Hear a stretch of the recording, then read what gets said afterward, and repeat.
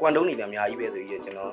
ပထမဆုံးစပြီးတင်တာတရုတ်လိုရေးတဲ့ page မှာကျွန်တော်တရုတ်လိုရေးပြီးတင်တယ်ကို page ကနေကိုတင်တယ်အဲ့တော့ follower ဆိုတာလည်းနားမလည်ဘူး viewer ဆိုတာလည်းနားမလည်ဘူးကျွန်တော်လူရုံးမယ်ရေးတတ်တယ်လို့ရေးတယ်တင်တတ်တယ်လို့တင်လိုက်တယ်အဲ့ရနေပြီးလုပ်ငန်းစပြီးတော့ဖြစ်တယ်ဒါပေမဲ့စားတဲ့လူတွေကစိုင်းကနေပြီးတော့တယောက်နဲ့တယောက်မိတ်ဆက်သွားကြတာကျွန်တော်ရဲ့ Facebook ဟိုကနေတက်လာတဲ့ဥစ္စာကိုကြည့်ပြီးတော့လာဝယ်ကြတာမဟုတ်ဘူးတယောက်ကစားလို့ကောင်းတယ်ဆိုနောက်တစ်ယောက်ကိုဒီဖုန်းနံပါတ်နဲ့စားလို့ကောင်းတယ်မှားကြည့်လိုက်အဲ့ရနေအဲ့လိုပဲတယောက်နဲ့တယောက်မိတ်ဆက်ပြီးတော့တွားရင်းနေပဲကျွန်တော်စာလေးကအတင်းတင်းနာမည်ရလာတယ်ပေါ့နော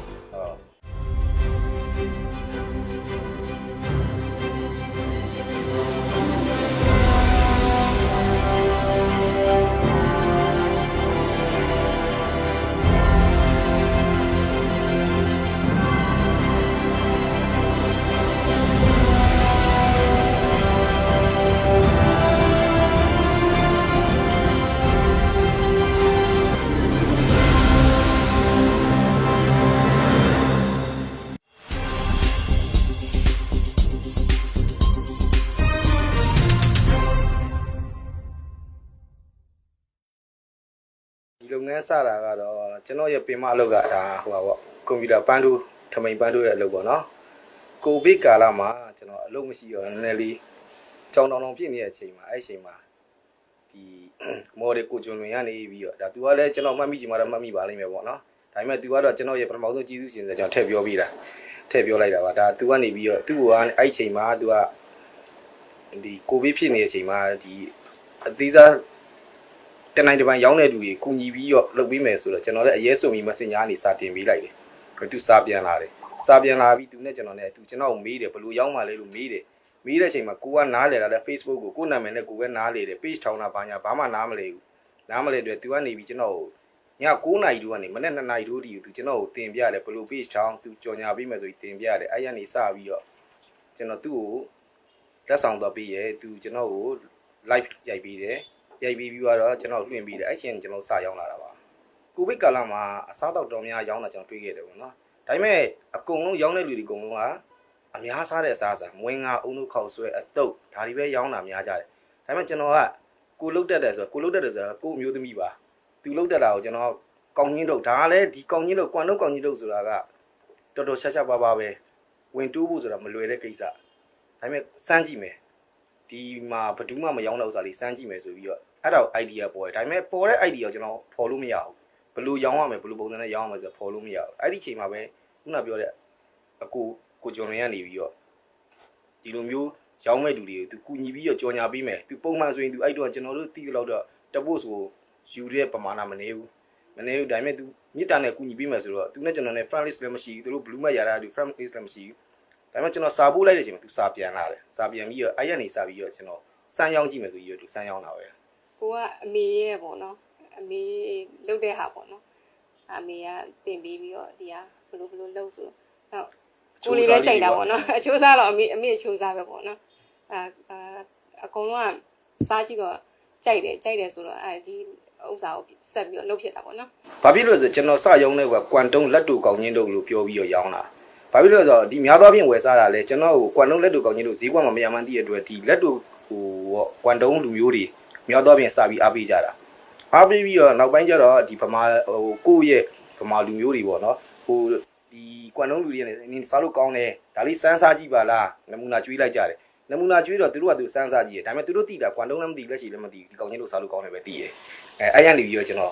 ်လူသိနည်းနည်းလေးပါဖြစ်လာတော့နော်သူကတော့ဘယ်လိုပြောဒီအကြီးကတော့သူဖက်ကိုပေါ့နော်ဖက်ကိုသူရေဆေးပြီးရှင်တေချာလေးတုတ်ပြီးလို့ရှိရင်သူအဲ့ထဲမှာပါလာတော့သူကောင်းချင်းဆန်ပါမယ်ဝတ်သားပါမယ်ဝုတ်ချောင်းပါမယ်ဘဲငန်ပါစားပဲပေါ့နော်ပုံမှန်ကတော့သူတို့ပစုံချောက်လည်းထည့်ကြတာပေါ့နော်ထည့်ချင်တဲ့လူကြတော့လည်းဒီမျိုးတတ်မှတ်ပြီးတော့ထည့်ပေးတာပေါ့နော်အဲ့လိုမျိုးတချို့တွေတောင်းဆိုကြတယ်ပေါ့နော်ကျွန်တော်ကောင်းကြီးတို့မှာအခုလက်ရှိပဲလီလေးနဲ့လုပ်ပေးပါလားစက်သွင်းပြီးတော့လုပ်ပေးပါလားဒါမျိုးဆိုရင်ကျွန်တော်အထူးတလေဖြစ်ပြီးတော့ order အနေနဲ့ဆိုရင်ဒါလည်းကျွန်တော်တို့လုပ်ပေးပါတယ်ပဲလီလေးထည့်မယ်စက်သွင်းပြီးထည့်မယ်မှုထည့်ခြင်းနဲ့ဒါမျိုးလေးလည်းကျွန်တော်တို့လုပ်ပေးပါတယ်ဒါ order အနေနဲ့ပေါ့နော်ပုံမှန်ကတော့ကျွန်တော်တို့အခုလက်ရှိဖြစ်တဲ့ဝက်ဥချောင်းပါမယ်ဝက်သားရယ်ဘဲဥငံရယ်ဒီ၃မျိုးနဲ့ဒါပုံမှန်ထုတ်တဲ့ပုံစံတိုင်းပဲထုတ်ပြီးတော့ကွမ်တုံးကောင်းချင်းတို့ရဲ့ဝက်သားမှာ အရသာတစ်မျိုးတော့ပါတယ်အယောင်လေးပေါ့နော်အနံလေးရဲ့နည်းနည်းလေးနဲ့ပါတယ်အဲ့ဒါကတော့ဒီကျွန်တော်တို့တရုတ်လိုခေါ်ဟုံလန်ပေါ့ဒီရွက်လေးပေါ့ဒါကတော့နွားဝါပြီပေါ့နော်ဒါမှဆိုရင်တော့ဒါစိမ့်စိမ့်လေးပေါ့ဒီရွက်ကကျွန်တော်တို့ခိလူနေဆိုရင်တော့တောင်းတောင်းပါလိမပါလိမသိကြဘူးစိတ်ခိလူကြီးကြတော့ကွမ်တို့ကောင်ကြီးတို့ဝယ်လို့အဲ့လိုဝက်သားမှာရဲရဲလေးမတွေ့ဘူးဆိုရင်ဘာဖြစ်လို့မထည့်ရလဲဆိုမေးတယ်ဒီရွက်ကကျွန်တော်တို့တရုတ်ဆိုဟုံလန်ဗမာလိုဆိုစေးနီရွက်လို့ခေါ်တယ်သူကအဲ့ဒါလေးထည့်လိုက်ရင်ဒီဝက်သားမှာအရသာလေးတစ်မျိုးပြောင်းသွားတယ်ကွမ်တို့ကောင်ကြီးတို့ရဲ့အတက်ပဲပေါ့နော်ဒါအဓိကပေါ့ဒီရွက်လေးကအတက်ပဲပေါ့ရတာကတော့မပြောင်းလေသူ့မှာကအယောင်လေးကဝက်သားယောင်လေးအနီကောင်းချင်းနေရာမှာအနီယောင်လေးပြောင်းသွားလိမ့်မယ်အနီယောင်လေးပြောင်းသွားပြီးတော့အနံ့လေးကတင်းတင်းလေးတစ်ချက်ထွက်လာတယ်စားနေကြလူဆိုရင်တော့ဒီအဖိုးကြီးဖွားကြီးဆိုရင်ကျွန်တော်တို့သူတို့သိတယ်ဒီရွက်ပါကြီးမပါကြီးဆိုတာဘယ်လောက်ပဲလိမ့်လိမ့်သိတယ်ဟိုပါကြီးခစ်လူငယ်ကြတော့နောက်ပိုင်းသိချင်မှတော့သိလိမ့်မယ်ဒါပေမဲ့ကိုရီကတော့ဒါရိုးရမပြတ်လုပ်နေတဲ့အတွက်ကျွန်တော်တို့ဒါကို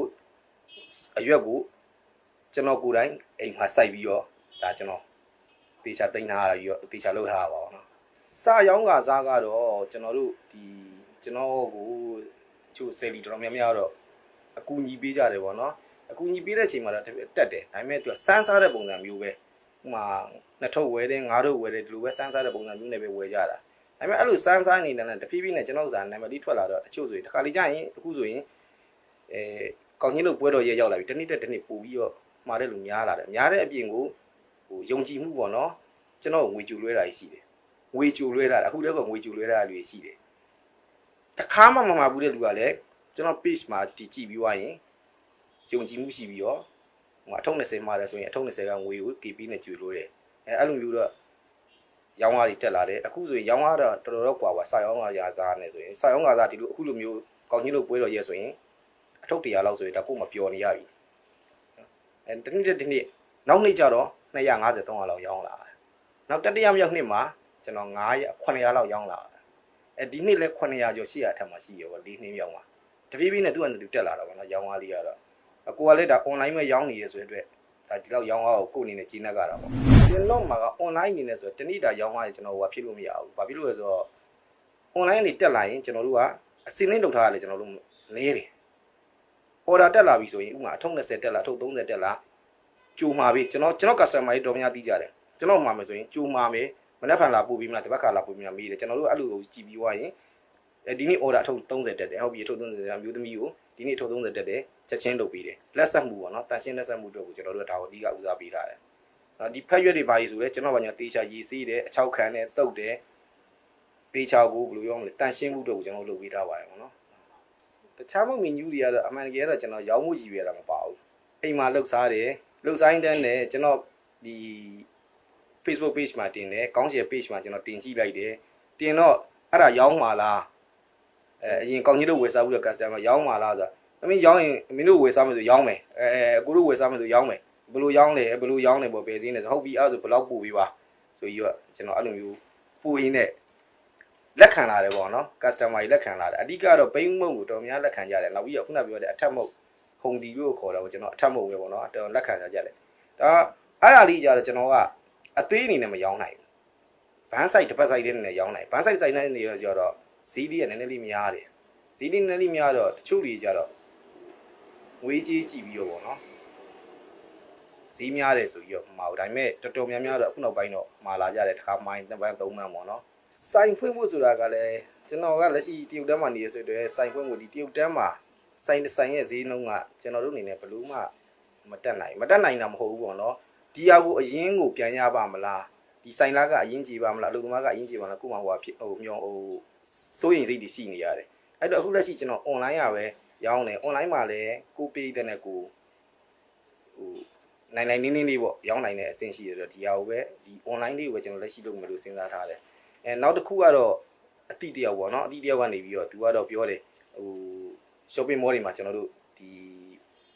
ီဈေးပွဲတို့လိုပုံစံမျိုးလေးတွေဟို time CD ပါတော့အဲ့လိုနေရာမျိုးလေးတွေမှာတော့တကယ်လို့အခွင့်ရေးရတယ်ဆိုရင်တော့ဝင်ရောင်းရင်ဝင်ရောင်းမယ်ပေါ့နော်ကိုစိုက်ပုတ်လေးနဲ့ပေါ့အဲဆိုအပြင်မှာအဲ့လိုမျိုးမြင်မှာလဲလက်တွေ့မြင်မှာလဲလူတွေကယုံကြမှာအခုဆိုရင်ကျွန်တော် online ကရောင်းနေဆိုတော့ customer အတိတွေကအရတာကိုလည်းမယုံဘူးလူကိုလည်းမယုံတော့ဟိုနှစ်ထုံမှလည်းကျွန်တော်ပို့ပေးတယ်တစ်ထုံမှလည်းပို့ပေးတယ်ဘာဖြစ်လို့ဆိုတော့ကို့မယုံဒါပေမဲ့တကယ်လို့မှာစားပြီးွားပြီဆိုရင်လည်းအဲ့လူတယောက်ကကျွန်တော်ယုံကြည်မှုရှိပြီးအထုံး20လည်းဟုတ်တယ်အထုံး30လည်းဟုတ်တယ် ကိုကအဲ့ဒါအတွက်ကိုငါဒီတစ်ထုပ်ဝဲပို့ရလို့ဥမာတကုံစိတ်ကန်းကြောင့်နှစ်ထုပ်ဝဲပို့ရလို့ဆိုပြီးငါမပို့ဘူးဆိုမနေဘူးကျွန်တော်ပို့ပြီးတယ်ဒလီဗာရီက2500 3000ဒါပေမဲ့ကိုစီဘိုးနဲ့ဗာနဲ့ဆိုရင်စီဘိုးမကာမီဘူးဒါပေမဲ့သူ့ရဲ့ယုံကြည်မှုကိုကျွန်တော်လိုချင်တယ်လိုချင်တဲ့အတွက်ကျွန်တော်ရအောင်လိုက်ပတ်ပို့ပေးပါတယ်သုံးနေနဲ့ပြောချင်တာကတော့ကျွန်တော်ကိုကောင်းကြီးတို့မှာကျင်နေဆိုရင်ဒီကောင်းရှယ်ကောင်းကြီးတို့မှာကျင်နေဆိုရင် Facebook မှာလည်းကောင်းရှယ်ဗမာလိုရိုက်ပြီးတော့ရှာကြည့်ပြီးတော့ကျွန်တော်ရဲ့ချက်ပေါက်ကနေလည်းလာပြီးမှာလို့ရတယ်ဒါမှမဟုတ်ရင်ကျွန်တော်ဖုန်းနံပါတ်ဖြစ်တဲ့3999539948ကိုလည်းဆက်သွယ်ပြီးမှာလို့ရပါတယ်